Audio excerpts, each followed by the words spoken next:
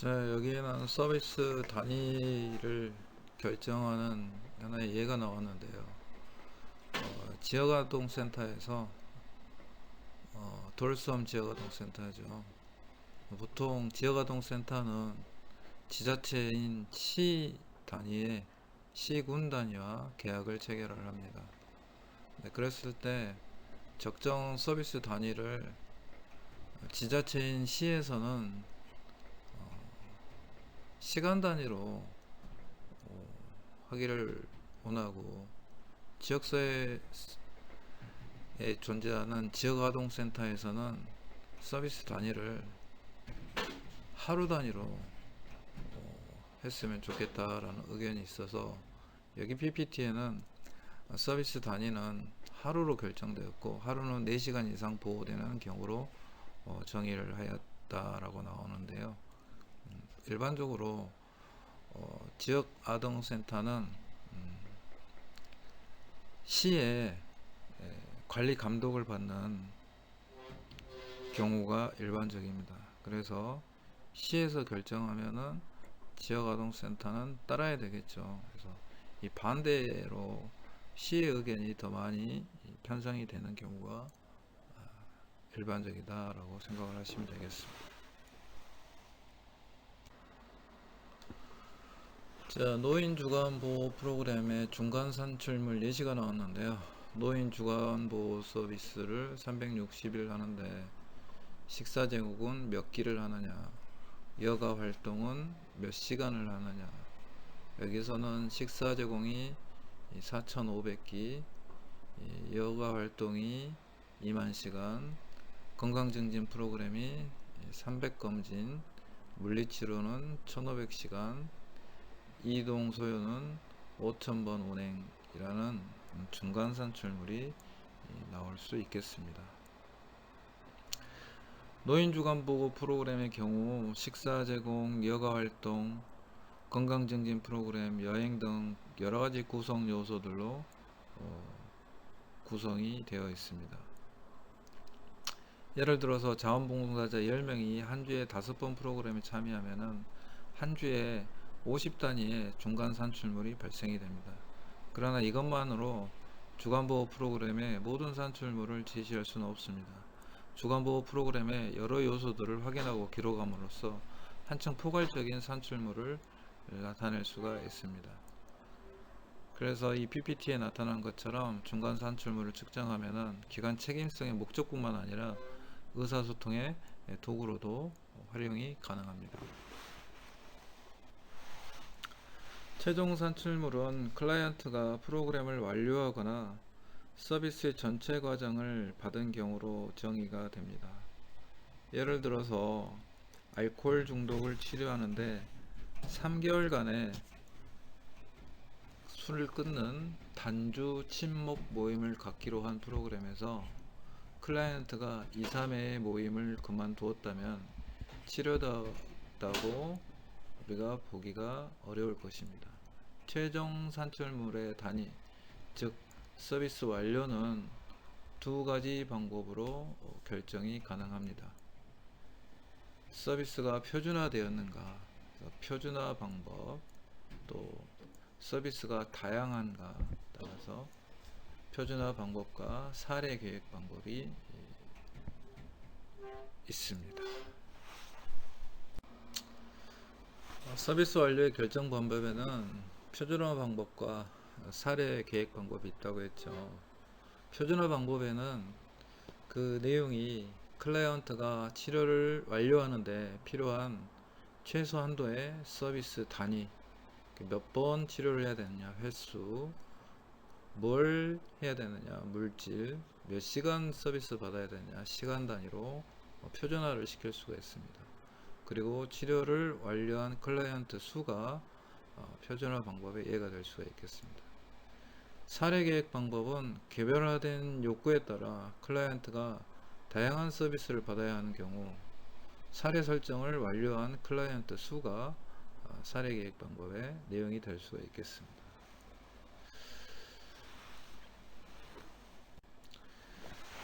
표준화 방법에서 클라이언트는 규정된 최소한의 서비스를 제공받으면 치료가 완료되어야 합니다.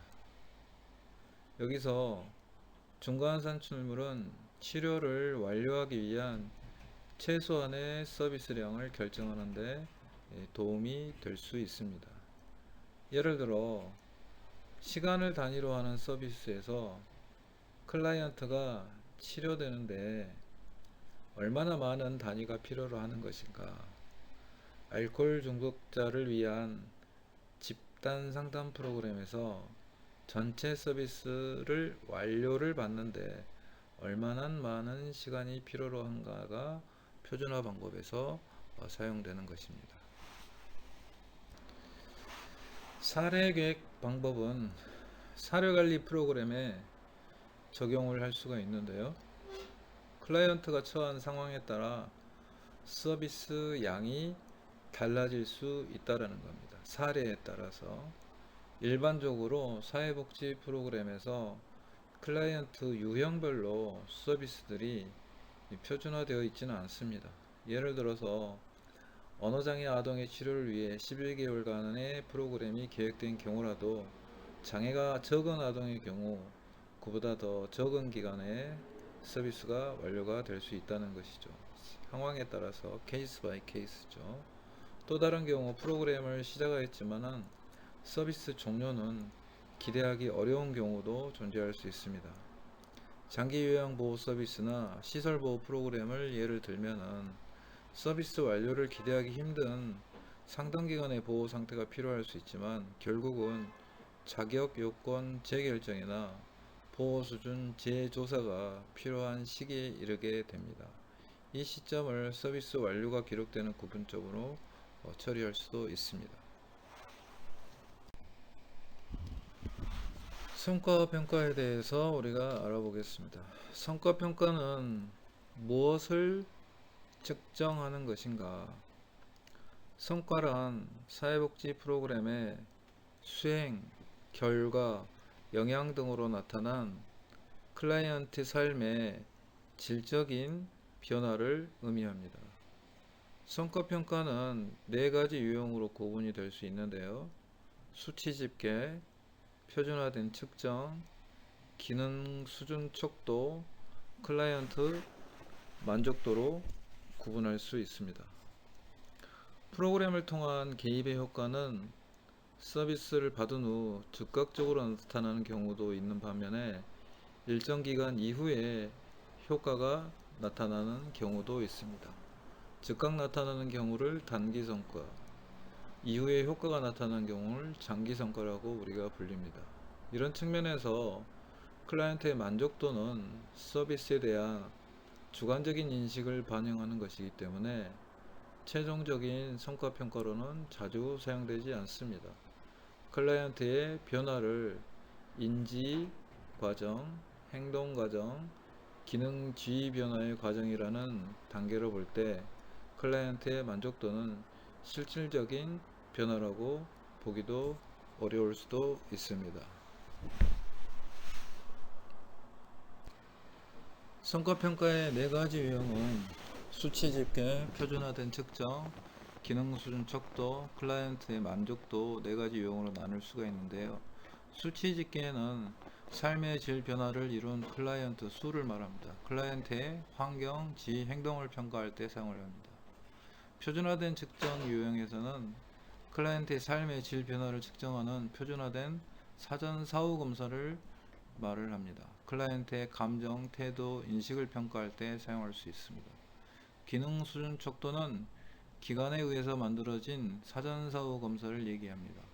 클라이언트 삶의 질 변화를 측정하는 프로그램으로서 클라이언트 가족 기능을 평가할 때 사용할 수 있습니다. 클라이언트의 만족도 조사는 삶의 질 변화에 대한 클라이언트의 자기보호, 주관적 평가입니다. 클라이언트의 인식을 평가할 때 사용할 수 있겠습니다.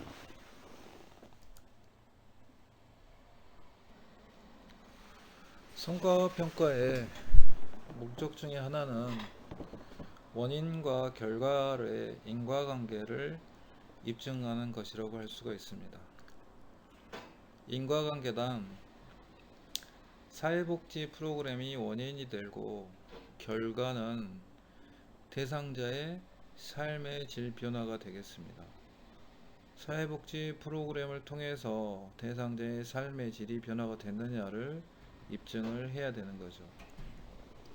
이 과정에서 잠정적인 성과평가 내용들을 확인하고 프로그램이 정의하였던 사회문제 그리고 그 사회문제에 대한 가정들을 명백히 해야 될 필요가 있습니다. 그렇지만은 이것뿐만 아니라 우리가 생각을 해봐야 될 것들이 많이 있습니다. PPT에 나온 예에서 마찬가지로 직업훈련을 20명이 참여를 했는데 20명이 전부 취업을 했어요.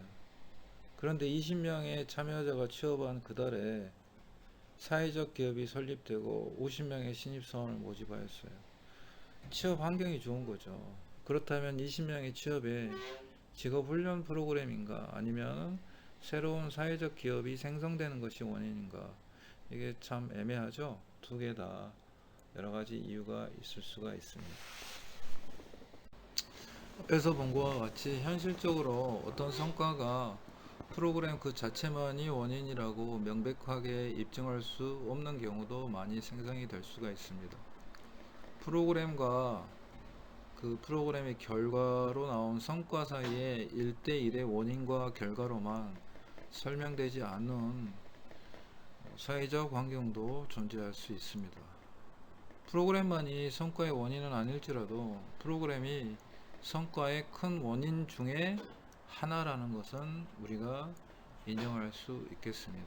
사회복지 프로그램은 프로그램 그 자체로 통제할 수 없는 외부 요인들의 영향을 받을 수도 있다는 것을 우리가 이해를 하고 인정을 해야 합니다. 성과평가의 기준에 대해서 살펴보겠습니다. 성과평가의 4가지 유형, 수치 집계, 표준화된 측정, 기능 수준 척도, 그리고 클라이언트의 만족도에 대한 사정은 보통 7가지 기준에 기초를 합니다. 첫 번째 남은 게 유용성. 성과평가에 의해서 생산된 정보가 이해 당사자들에게 어느 정도 유용하다고 관련되어 있는지를 고려하는 게 유용성이 되겠습니다. 이해 당사자들에게 성과평가 결과의 유용성이 받아들여지지 않는다면 성과평가가 무의미해집니다. 따라서 유용성은 성과평가의 기준 중에서 가장 중요하다고 할 수 있겠습니다. 두 번째, 타당성은 프로그램과 성과평가 간의 인과관계와 관련되어 있는 것으로서 성과평가에서 측정하려고 하는 것을 측정한 정도를 얘기합니다. 성과평가가 프로그램보다 다른 외부 생성 변인에 의한 영향이 적을수록 더 타당한 측정이 될 수가 있습니다. 세 번째는 신뢰성이 되겠습니다. 성과평가가 계속해서 같은 결과를 나타내는 정도를 말을 합니다. 일반적으로 성과평가가 표준화되면 될수록 신뢰성은 높아진다고 말할 수 있겠습니다. 네 번째는 정확성이 되겠습니다. 성과평가가 클라이언트 삶의 질 변화의 증가를 포착하는 정도를 말합니다. 정확성은 성과평가에서 사용되는 측정 수준과 직접 관련되어 있으며 서열 수준의 자료보다는 등간 수준의 자료가 보다 정확하다고 할 수가 있겠습니다. 다섯 번째는 실행 가능성이 되겠습니다. 실행 가능성은 성과평가가 실천적인가의 문제입니다. 정치적, 행정적 측면, 직원 또는 다른 요인들이 성과평가를 방해할 수도 있습니다. 예를 들어서 성과평가에 소요되는 시간이 많으면 많을수록 직원들의 시간 때문에 실용성은 줄어든다고 할 수가 있겠습니다. 여섯 번째는 비용이 되겠습니다. 특정 성과평가 유형에 따른 비용입니다. 다른 성과평가 유형에 비교하여 특정 성과평가 유형을 시작하거나 유지하는 데 따른 비용을 말을 합니다. 7번째는 단위 비용 보고입니다. 하나의 성과 자료마다 얼마의 비용이 들어가는가의 문제입니다. 성과평가는 서비스 노력들을 만족시키고자 개발되었고, 성취보고는 성과 단위별로 비용을 보고할 수 있어야 합니다. 성과평가의 유형 중에서 수치집계는 보다 쉽게 비용 분석을 할 수가 있습니다. 성과평가의 유형별 평가 방법에 대해서 살펴보겠습니다. 첫 번째, 수치집계에 대해서 살펴보겠는데요. 수치집계는 클라이언트의 흐름과 관련된 인과학적 자료와 정보들을 측정하게 됩니다. 예를 들어서 직업훈련 프로그램의 결과로 취업을 한 사람의 수나 약물 중독자 프로그램 결과로 약물 중독에서 벗어난 사람의 수 등 클라이언트의 흐름과 관련된 명목을 측정하게 되는 것을 수치 집계라고 합니다. 수치 집계는 사용하기도 쉽고 보고 및 해석하기가 용이하지만 다른 성과 평가 유형에 비해서 정확도와 타당성은 낮다는 단점이 있습니다. 성과 평가에 사용된 수치 집계 예를 잠깐 보시죠. 정보와 의뢰 측면에서 예가 나왔는데, 중간 성과 평가, 최종 성과 평가에 있어서 사용되는 수치 집계에 있어서 우리가 대상자의 숫자에서 어떤 도움을 받고 있는 대상자의 숫자가 10명이다 하면 10명 이렇게 수치 집계를 잡을 수가 있죠. 최종 성과 평가는 도움을 다 받아서 이제 더 이상 도움 받을 사람이 없다 이렇게 수치로 집계를 낼 수가 있습니다.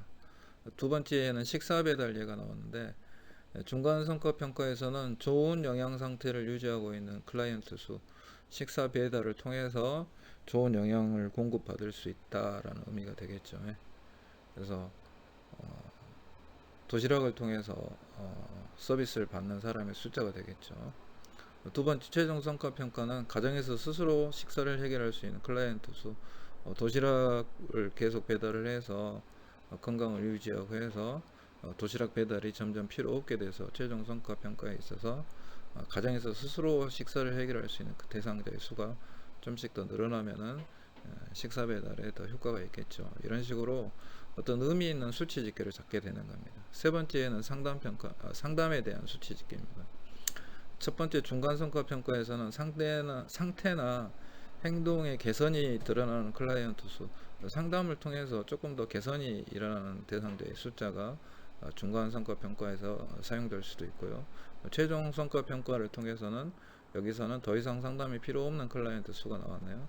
이건 무슨 소리냐면은 상담을 통해서 클라이언트의 어려운 점이 다 해결이 돼서 최종 성과 평가에서는 상담이 완료돼서 대상자의 문제점을 다 해결해서 더 이상 상담이 필요 없는 클라이언트 수가 의미 있는 숫자가 되겠네요. 이런 식으로 대상자 수치를 집계를 해서 의미 있는 성과 평가에 좋은 예가 될 수도 있습니다.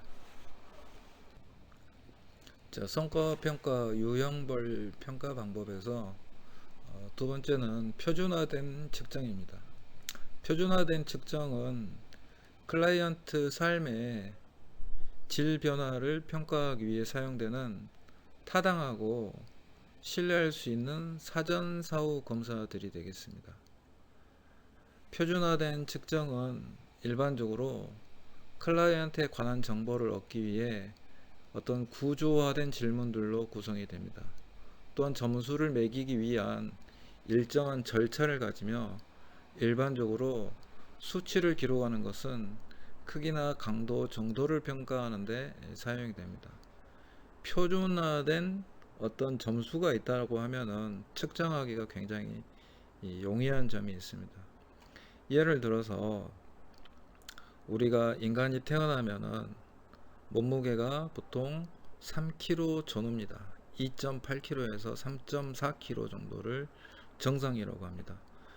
그래서 태어난 아이의 몸무게의 표준 몸무게가 2.8kg에서 3.4kg다고 표준화되어 있다면은 2.8kg보다 못된 아주 몸무게가 낮은 어린이랄지 3.4kg보다 많은, 예를 들어서 4kg랄지, 이런 식으로 표준화된 점수를 벗어나 있을 때는 우리가 문제가 있을 수 있다라고 볼 수가 있죠. 이런 식으로 최근에 사회복지에 있어서는 다양하게 도구들이 나와 있습니다. 그래서 그 도구들을 통해서 표준화 측정을 하게 되는 것입니다. 몇몇 표준화된 측정들은 너무 길고 클라이언트의 심오한 측면들을 평가하지만, 간편사종 도구들은 빨리 할 수 있는, 그래서 래피드라고 하는데 RAI 같은 것은 간결하다는 장점을 가집니다. 이런 간결성 때문에 RAI는 사회복지 프로그램에서 굉장히 많이 사용이 되기도 합니다.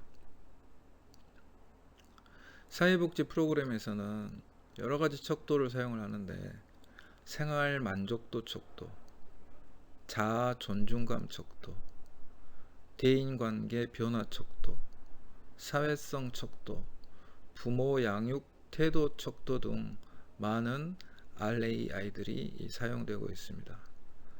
이 표준치를 가지고 있음으로 해서 표준화된 측정의 장점은 측정 결과를 토대로 해서 다시 수치 집계를 할 수 있다는 장점이 있습니다.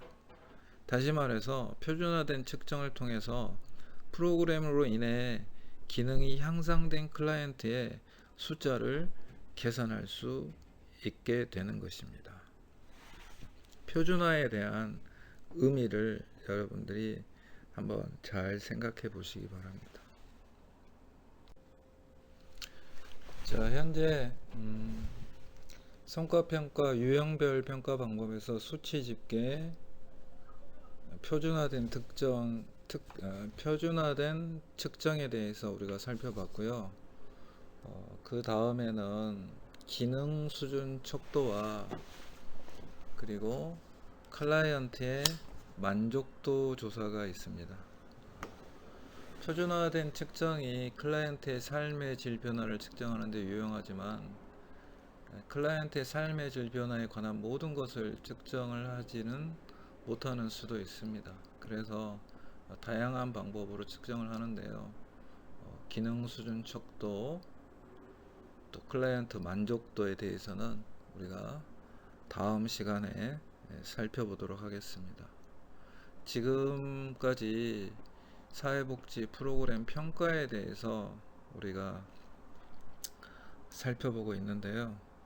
제가 항상 강의할 때 우리 학생들한테 주제시키는 것은, 평가가 사회복지사를 괴롭힌다, 힘들다 라는 환경이지만은, 항상 제가 주제로 얘기하는 것은 평가를 두려워하지 말라고 말씀드립니다.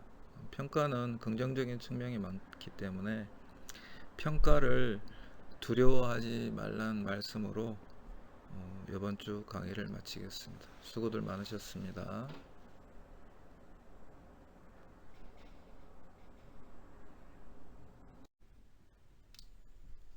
자, 8장 프로그램 평가 중에서 성과평가의 종류에 대해서 지금 살펴보고 있습니다.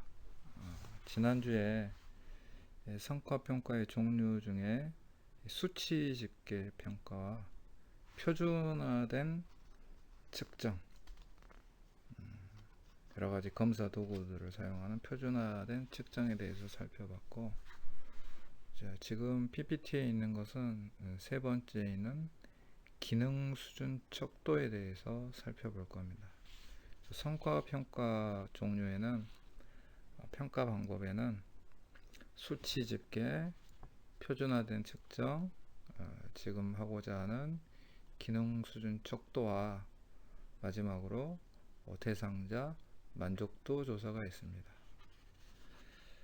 수치 집계는 말 그대로 수치, 숫자를 측정을 해서 대상자의 흐름과 관련된 인구학적 자료와 정보들을 측정을 하는 거였지만은 수치 집계는 말 그대로 카운트만 하면 되니까 사용하기가 쉽고 보고 및 해석하기가 쉽지만 다른 성과 평가 유형에 비해서 정확도와 타당성은 조금 낮은 단점이 있습니다. 표준화된 측정은 대상자 삶의 질 변화를 평가하기 위해 사용되는 타당하고 신뢰할 수 있는 사전 사후 검사들입니다. 이 표준화된 측정은 일반적으로 대상자에 관한 정보를 얻기 위해 여러 가지 구조화된 질문들로 구성이 됩니다. 그렇지만 몇몇 표준화된 측정들은 너무 길고 대상자의 심오한 측면들을 평가하지만 간편사정 도구들은 간결하다는 장점을 가집니다.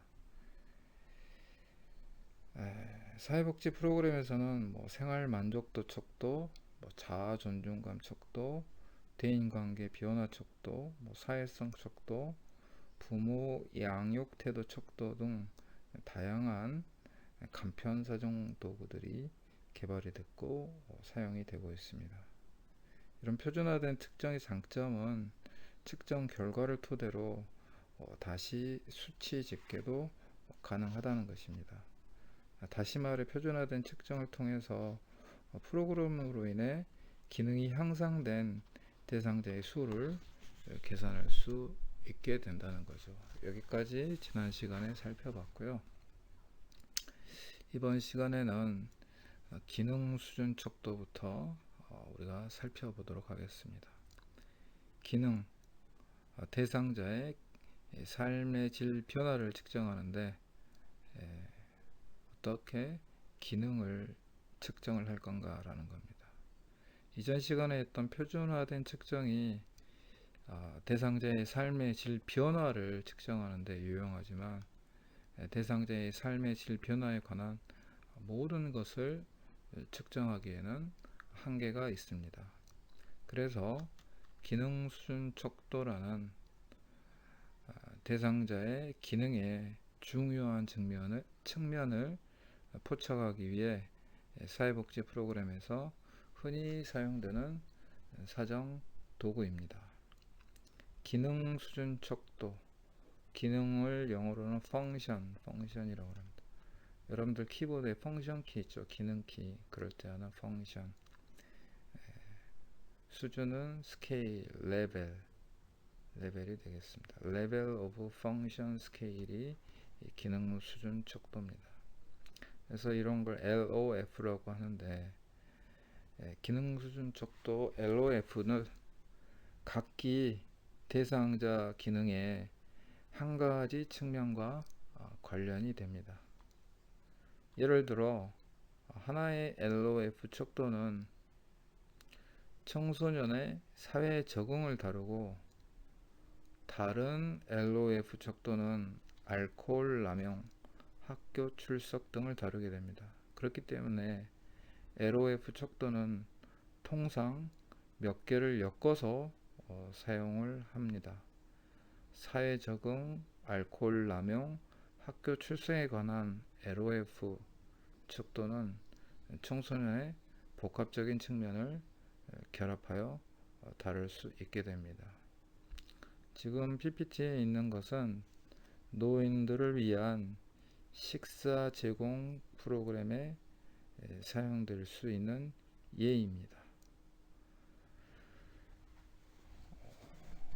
외모에 대해서, 식사에 대해서, 또 체중에 대해서 LOF 척도의 예가 지금 나와 있습니다.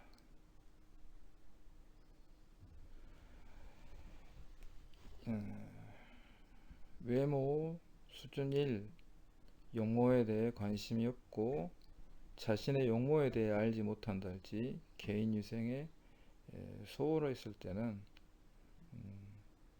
외모 수준이 1에 체크를 하게 되고, 또 반대로 용모에 대한 관심이 아주 높고 개인위생이 철저한 게 수준 5가 되겠습니다. 그래서 좀 대상자가 외모에 대해서 관리를 잘 한다거나 개인위생이 철저한 사람은 5번에 체크를 하고, 아주 잘 못하는 것은 1번에 체크를 하고, 또 용모에 대해서 관심을 표명을 하지만은 자기가 스스로 못하니까 도움을 요청하는 경우는 3번에 체크를 해서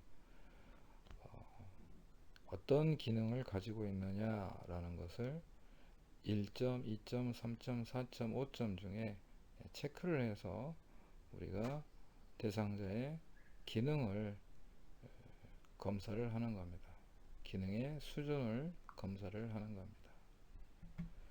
그리고 두 번째, 노인 식사 제공에서 두 번째는 식사에 대한 건데, 식사를 아주 잘 드시고 식욕이 풍부한 사람은 수준 5가 되겠죠. 지속적으로 제공된 식사의 전체를 먹으며 더 요구하는 때도 있다 했을 때 수준 5가 되겠습니다. 반대로 식사를 잘 못 하시는 경우에는 수준 1이 되겠습니다. 제공된 식사의 3분의 1 이하를 드셨을 때 수준 1에 체크하고, 반대로 수준 5는 아주 식사를 잘 하시는 거죠. 수준 3은 제공된 식사의 반 정도를 먹었을 때 수준 3에 체크를 하시면 되겠습니다. 이런 식으로 수준을 1번부터 5번까지 종류를 나열을 해서 해당되는 부분에 체크를 해서 식사를 어느 정도 하시는지, 식사를 하실 수 있는 기능에 대한 수준을 체크할 수 있는 게 level of function, 펑션에 대한, 기능에 대한 레벨, 척도를 우리가 체크를 할 수가 있습니다. 그리고 마지막으로 세 번째 나온 기능 수준 척도는 체중이 되겠습니다. 체중이 노인들의 표준 체중이나 몸매를 기준으로 과소 체중이거나 아주 과체중, 체중에 대해서 아주 문제가 많을 때 과체중이나 과소 체중이 될 때 수준 1이 되고, 반대로 적절한 체중을 유지하는 상태일 때는 수준 5가 되겠습니다. 이런 식으로 체중도 레벨, 기능의 척도로 우리가 파악을 할 수가 있겠습니다. 자, 성과평가의 유형별 평가 방법 중에서 마지막으로 대상자가 어느 정도 그 프로그램에 만족을 했는지 우리가 조사하는 클라이언트 만족도 조사가 있습니다. 클라이언트 만족도는 프로그램에 참가한 클라이언트가 자신의 변화에 대하여 스스로 어떻게 생각하는지 자기 보고의 형식으로 측정을 하게 됩니다. 여러분들이 동영상으로 수업을 들으면서 중간평가했죠. 그러면 여러분들이 클라이언트가 되고 수업하는 제가 여러분들한테 서비스를 제공을 하는 거하고 똑같은 형식입니다. 대상자의 만족도를 조사를 하는 겁니다. 수적인 결과를 선호하는 이해 당사자들 때문에 대상자 만족도를 가지고 수적인 계산으로 변환할 수도 있겠습니다. 예를 들어서 식사 배달 서비스를 받은 대상자 중 85%가 만족했다. 상담 프로그램에 참여한 대상자 중 57%가 자신의 스트레스 대처에 유용했다고 대답을 할 수 있습니다. 이런 식으로 대상자 만족도에 대한 평가는 사용하기가 쉽고 간단하지만 정확성은 매우 떨어질 수 있습니다. 왜냐하면 다분히 이 대상자의 주관적인 느낌에 의존하기 때문입니다. 동일한 수준의 프로그램에 대해 노인들과 청소년들의 프로그램 만족도가 크게 차이가 나는 것도 이 때문입니다. 그러나 현재 프로그램을 운영하고 평가하는 데 있어서 이 대상자들에 대한 만족도 조사는 필수 상황입니다. 여러분들이 어떤 프로그램을 운영을 하든지 어떤 프로그램을 계획을 하든지 이 대상자들이 어떻게 느꼈는지에 대한 상황은 필수 상황이기 때문에 대상자 만족도 조사는 항상 정확하게 하셔야 되겠습니다.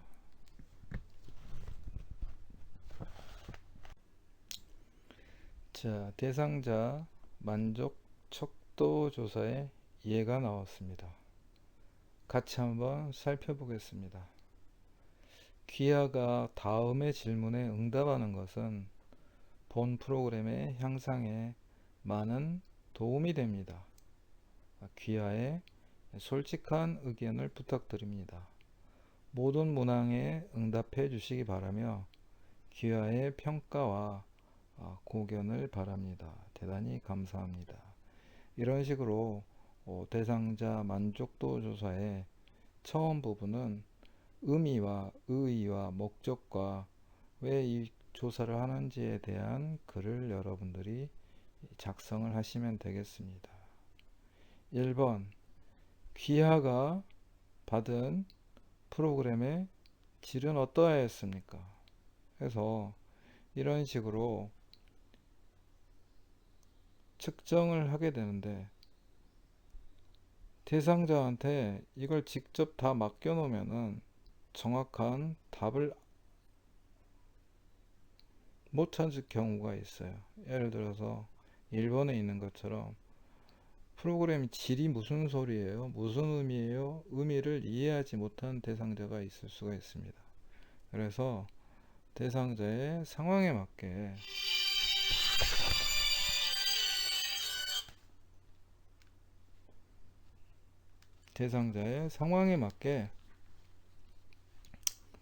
대상자를 이해할 수 있도록 대상자가 이해가 가능하도록 여러분들이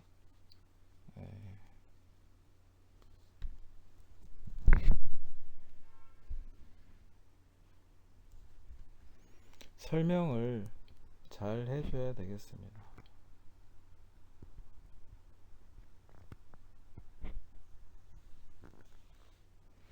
2번에 보면은 귀하가 원하는 종류의 프로그램을 어느 정도 받았습니까? 잘 받았다, 조금 받았다, 이런 부분들에 대해서 같이 대상자와 같이 만족도 조사를 진행하는 경우도 존재를 합니다. 3번 귀하의 욕구를 어느 정도 충족시켰습니까? 4번 다른 사람이 이와 유사한 프로그램이 필요하다면 귀하는 이 프로그램을 추천하시겠습니까? 5번 귀하는 제공받는 서비스에 얼마나 만족하십니까? 귀하가 받은 프로그램은 귀하의 문제를 해결하는데 얼마나 효과적으로 도움이 됐습니까? 도움이 됐는지, 얼마 정도 만족했는지, 다른 사람한테 추천을 하겠는지, 또 내가 필요한 것을 욕구를 충족시켰는지, 질이 어땠는지, 도움이 됐는지. 마지막으로 8번 보시면은 귀하가 다시 이러한 프로그램이 필요하다면 이 프로그램에 참여하시겠습니까? 라고 질문이 가능하겠습니다. 이런 식으로 대상자 만족도 조사를 여러분들이 직접 작성을 해서 대상자가 어떻게 생각했는지에 대한 정확한 평가를 해야 되겠습니다. 교재 155페이지부터 나오는 평가 방법들은 단일 사례를 연구하는 단일 사례 연구, 하나의 사례를 직접적으로 연구를 하는 게 있고요. 또 BSC라고 Balanced Scorecard는 여러 개의 평가 지표들을 균형 있게 그리고 가중치에 따라서 양을 시키고 집합하는 새로운 측정 체계도 존재를 하게 됩니다. 그래서 어떻게 측정하느냐에 따라서 우리가 평가를 어떻게 하느냐가 굉장히 중요하게 되겠죠. 그리고 우리가 성과평가에서 이것저것 잘 살펴봤는데 이 성과평가의 과정 중에 타인으로부터 타 기관으로부터 내가 하는 프로그램에 대한 평가도 존재를 하지만은 또 사업 결과 보고를 할 때 내가 내 자신을 평가를 하는 이 자체 평가도 존재를 합니다. 154페이지하고 155페이지 보면은 사회복지 공동모금회에서 하는 자체 평가의 여러 가지 항목들이 나와 있습니다. 그래서 대상자 선정 및 선정 기준이 적절하게 잘 하였는지, 그래서 프로그램에 있어서는 이 대상자에 대한 존재가 굉장히 중요합니다. 그래서 대상자 선정 측면을 어느 정도 잘 진행됐는지 자체 평가를 해봐라. 두 번째, 직원의 자격 및 능력은 본 프로그램을 수행하기에 어느 정도 적절하였습니까? 그래서 프로그램을 운영하는 사람이 전문성을 가지고 또 많은 경험을 가진 사람이 더 잘할 수 있겠죠. 그런 부분들이 잘 진행이 됐는가 자체 평가를 해봐라 라는 겁니다. 또 세 번째 자체 평가 항목은 사업 수행 기간에 지원은 어느 정도 적절을 했는가. 모든 돈을 외부로부터 받아들이는 게 아니라 요새는 책임성을 강조하기 위해서 자체 부담을 어느 정도 해야 됩니다. 예를 들어서 1억짜리다 했을 때 10%나 20%는 그 시설에서 부담을 하는 겁니다. 그래서 기부금을 받든지 뭘 하든지 해서 1억짜리다 하면 1,000만 원이나 2천만 원은 자부담으로 하고 나머지 금액은 지원을 받는 거로. 이 자부담을 하는 이유는 기관의 책임성을 강조하는 측면입니다. 네 번째, 사업 예산과 관련한 안내 지침, 절차 등을 준수하여 사업을 운영하였습니까? 그래서 모든 프로그램은 지침서가 있고 어떤 것을 지켜야 하는 절차가 존재를 합니다. 그런 부분들이 잘 진행이 됐는지, 예를 들어서 돈을 쓰는 데 있어서 혼자서 쓰지 말고 항상 국가에서 하는 시스템을 활용을 해서 써라 라고 했는데 시설에서 국가의 시스템을 이용하지 않고 다른 데서 제안서 받아서 집행을 했다. 그건 절차를 준수하지 않는 거죠. 그런 식으로 안내 지침 절차를 정확하게 파악을 했는지 자체 검사를 해봐라라는 거죠. 다섯 번째, 본 사업과 관련하여 지역사회 내 관련 단체 및 기관들의 연계가 어느 정도 이루어졌는가. 우리가 개인도 건강하려면 사회성이 존재해야 된다고 그랬죠. 프로그램도 마찬가지입니다. 시설에서 혼자 운영하는 것보다는 지역사회와 조인을 해서 같이 도움을 주고받아야 된다는 의미가 되겠습니다. 이런 것도 자체 평가를 해봐라. 여섯 번째, 외부 자원 동원이 활발하게 이루어졌는지, 인적, 물적 자원이 어떻게 진행이 되는지에 대해서 조사를 해봐라 라는 거죠. 일곱 번째, 참여자들은 본 사업에 적극적으로 참여를 했는지, 참여도에 대한 겁니다. 여덟 번째, 계획이 있고 목표가 있는데 그 목표 달성이 어느 정도 있는지 높아야 좋겠죠. 아홉 번째, 사업 계획 당시에 설정했던 성과, 영향을 어느 정도 미쳤는지. 열 번째, 본 사업은 실 인원수의 개인적 상황이나 문제 해결에 어느 정도 기여했는지 등을 잘 파악을 해봐야 된다라는 겁니다. 그리고 다른 평가 방법들이 많이 있는데요. 단일 사례 연구 설계 평가는 단일 사례 연구 설계는 단일 대상에 대한 개입의 효과를 평가하는 데 있어서 과학적으로 받아들여 줄 수 있는 방법으로 인정이 돼서 사회복지 실천 효과를 평가하는 방법으로 널리 적용되고 있습니다. 단일 사례 연구에서 사용되는 것은 독립변수와 종속변수 사이의 인과관계를 설명하기 위하여 통제된 환경하에서 하나 혹은 여러 대상자들에 대해서 개입하기 전과 프로그램이 투입되기 전과 후의 변화를 반복해서 측정하는 평가 방법이 되겠습니다. 수학에서 뭐 x, y 나오면 x가 독립변수, y가 종속변수 뭐 그런 거 들어보셨죠? 그런 식으로 두 개의 변수, 변인 사이의 관계를 정확하게 측정을 해보는 겁니다. 단일 사례 연구는 분석 방법이 단순하고 복잡한 통계학을 사용하지 않기 때문에 사회복지 실천 현장과 학계 사이의 간격을 메워줄 수 있는 장점이 존재하고 있습니다.